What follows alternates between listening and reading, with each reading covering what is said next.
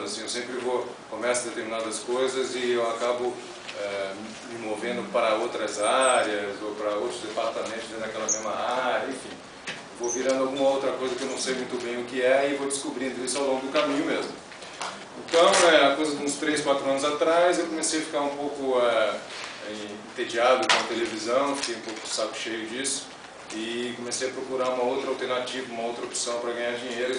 para me satisfazer profissionalmente e ficar mais feliz na minha vida e tal.